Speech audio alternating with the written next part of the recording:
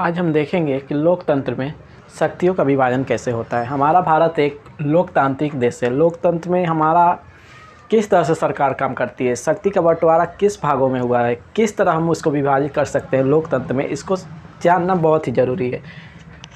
लोकतंत्र में सत्ता का विभाजन या शक्तियों का विभाजन, कहीं आपको सत्ता भी मिल सकता है, कहीं शक्तियाँ, ठीक है। तो देखिए, इसको 4 भागों में बांटा जा सकता है। पहला, सत्ता का क्षैतिज वितरण। इसका मतलब है कि एक समान 3 भागों में बांटा जाएगा इसमें, लेकिन एक समान बराबर बराबर पावर सबको दी जाएगी, बराबर बराबर शक्तियाँ सबको दी जाएगी। और एक है सत्ता का ऊर्ध्वाधर वितरण, यानी कि सबसे ज़्यादा, फिर उससे कम, फिर उससे कम। सामाजिक समूह के बीच शक्तियों का कुछ विभाजन होता है। उसी तरह विभिन्न दबाव समूह, एक एक को देखते हैं कि आखिर में इसका मतलब क्या होता है। क्षैतिज वितरण, यानी कि व्यवस्थापिका, कार्यपालिका और न्यायपालिका। सरकार के 3 अंग हैं, जैसा कि आपको पता है।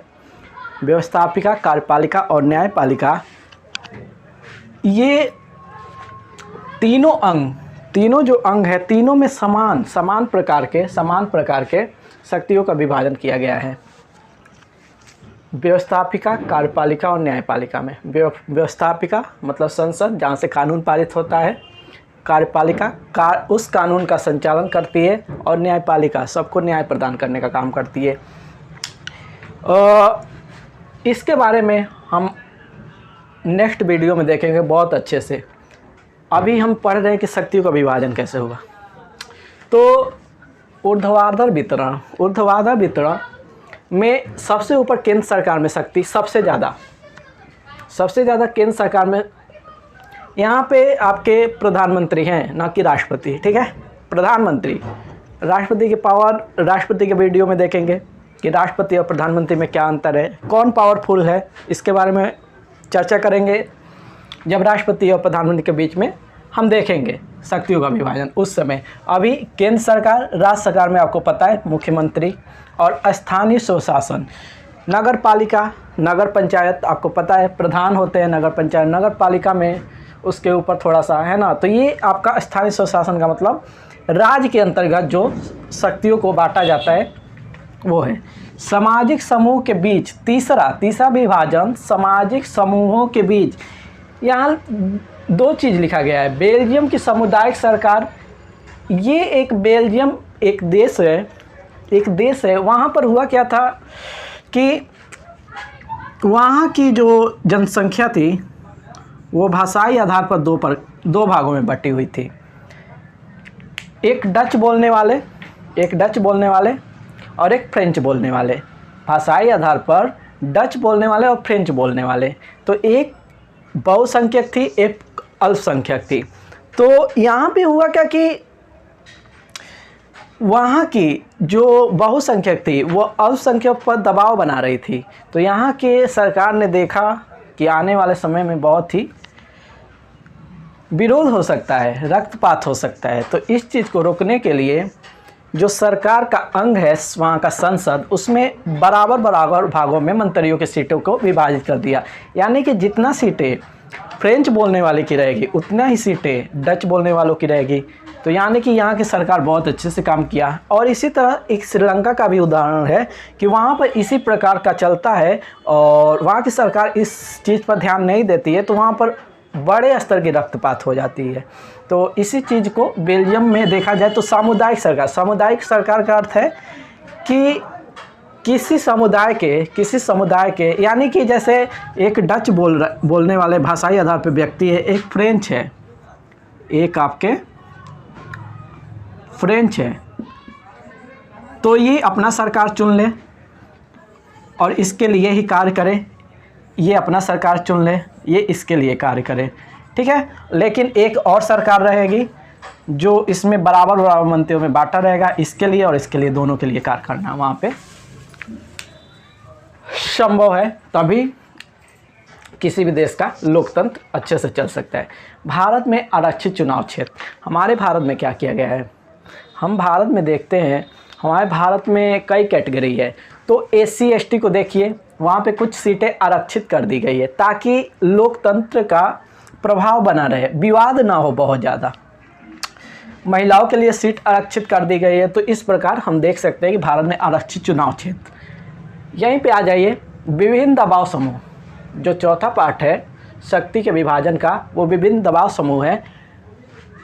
इसमें लिखा गया है राजनीतिक दल। तो राजनीतिक दल का अर्थ ये है, जब कोई चुनाव होता है, जब यहाँ से कोई चुनाव होता है तो संसद में कई मंत्रियाँ बैठते हैं। मान लीजिए इनको 80% सीट प्राप्त है, इसको 20% सीट प्राप्त है। एक ये कैटेगरी है कि ये, मतलब यहाँ पर नाम तो नहीं लूँगा, लेकिन मान के चलिए कई सारे लोग उठते हैं चुनाव के लिए, जैसे सपा और भाजपा को ही ले लीजिए, कांग्रेस को ले लीजिए, किसी को भी ले सकते हैं, ठीक है। तो किसी को 80% मिला, किसी को 20% मिला, 20% मिला। तो यानी कि यहाँ से यदि 8 मंत्री बैठे हैं तो यहाँ से भी 2 बैठेंगे, सरकार तो इनकी बनेगी। लेकिन ये क्या करेगा, ये इस पर निगरानी रखे रहेंगे। जैसे ही ये कुछ भी गलत कानून बनाती है या कुछ भी ऐसा करती है जो जनता के खिलाफ हो, जनता के लिए अच्छा ना हो, उस पर ये आवाज़ उठा देगी।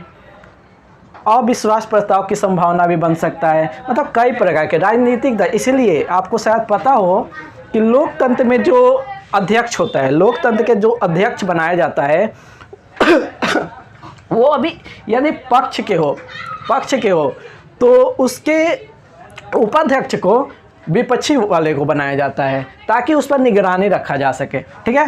तो वैसे तो देखा जाए तो यदि कानून की यहाँ बात करेंगे कि कैसे व्यवस्थापिका, कार्यपालिका और न्यायपालिका कानून बनाती है, कानून का संचालन करती है, किस तरह से न्यायपालिका उस पर नियंत्रण करेगी, वो तो यहाँ पर हम देखेंगे। ये अलग चीज़ है, ये अलग चीज़ है, ठीक है ना।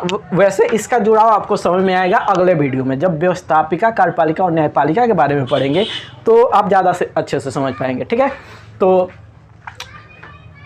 व्यवस्थापिका, कार्यपालिका और न्यायपालिका पे अगली वीडियो आएगी। उसके बाद सिर्फ व्यवस्थापिका, कार्यपालिका का अलग, व्यवस्थापिका का अलग, न्यायपालिका का अलग, इस तरह से सीरीज चलता रहेगा। केंद्र सरकार, राज्य सरकार, स्थानीय स्वशासन क्या होता है, इसके बारे में बहुत अच्छे से अलग वीडियो में देखा जाएगा। मतलब पूरा कानून से संबंधित जितने भी आपके क्वेश्चन होंगे उसका हर टाइप का वीडियो आएगा।